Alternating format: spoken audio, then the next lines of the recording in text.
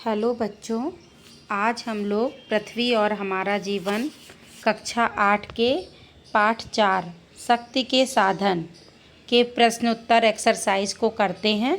मैंने शक्ति के साधन चैप्टर को समझाया हुआ है, उसका वीडियो मैंने अपलोड किया हुआ है। उसको आप चैप्टर को पहले समझ लेंगे।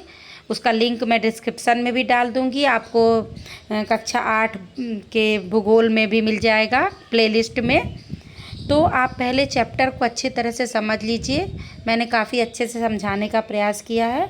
उसके बाद ये एक्सरसाइज, ये प्रश्नोत्तर को आप करिए, इनको भी समझ लीजिए, तब अपनी कॉपी में आप लिखेंगे तो वो आपको हमेशा के लिए याद हो जाएगा।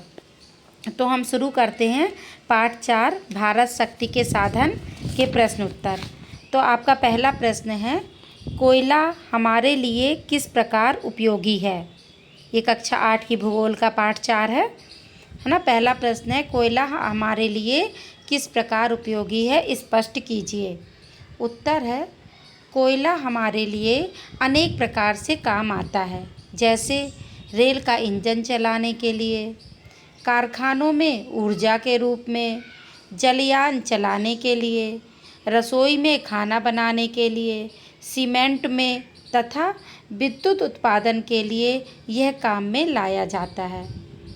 तो आपको समझ में आ गया कि कोयला का हमारे जीवन में बहुत उपयोग है। ये कुछ उपयोग जो ज़्यादा महत्वपूर्ण है वो आपको बताए गए हैं कि कोयला हमारे लिए अनेक प्रकार से काम आता है, जैसे रेल का इंजन चलाने के लिए, कारखानों में ऊर्जा के रूप में, जलयान चलाने के लिए भी कोयला लगता है, रसोई में हम खाना भी पकाते हैं कोयले से, सीमेंट में जब बनता है तो उसमें भी कोयला, राख ये सब लगती है, तथा विद्युत के उत्पादन में हम कोयले से बिजली भी उत्पन्न करते हैं। इस तरह से आपका पहला प्रश्न हुआ। दूसरा प्रश्न है आपका, खनिज तेल कैसे निकाला जाता है। तो उत्तर है आपका, खनिज तेल को बड़ी बड़ी मशीनों द्वारा धीरे धीरे निकाला जाता है। यह खनिज तेल अवसादी सेलों के रंध्रों, छिद्रों में पाया जाता है। जो खनिज तेल होता है उसको बड़ी बड़ी मशीनों के द्वारा धीरे धीरे निकाला जाता है। यह खनिज तेल अवसादी सेलों के छिद्रों में पाया जाता है। खानों से निकले तेल को खनिज तेल कहते हैं। खनिज तेल को पानी की तरह सीधे उपयोग में नहीं लाया जाता। उपयोग में लाने से पहले इसको रिफाइनरी में साफ़ करके फिर उपयोग किया जाता है। तो जिस तरह से हम पानी निकालते हैं उसी तरह से मशीनों के द्वारा तेल को निकाला जाता है, खनिज तेल को।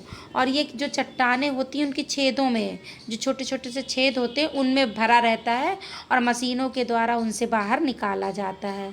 और इसको हम लोग इसका शोधन करते हैं, रिफाइनरी करते हैं, तब हम खनिज तेल का उपयोग करते हैं। आपका तीसरा प्रश्न है, नरोरा परमाणु ऊर्जा केंद्र कहाँ स्थित है। इसका उत्तर है, नरोरा परमाणु ऊर्जा केंद्र उत्तर प्रदेश में स्थित है। ठीक है, कहाँ पर है, उत्तर प्रदेश में नरोरा परमाणु ऊर्जा केंद्र। आपका चौथा प्रश्न है, जीवाश्मी संसाधनों के विकल्प के रूप में किन ऊर्जा संसाधनों का प्रयोग करते हैं।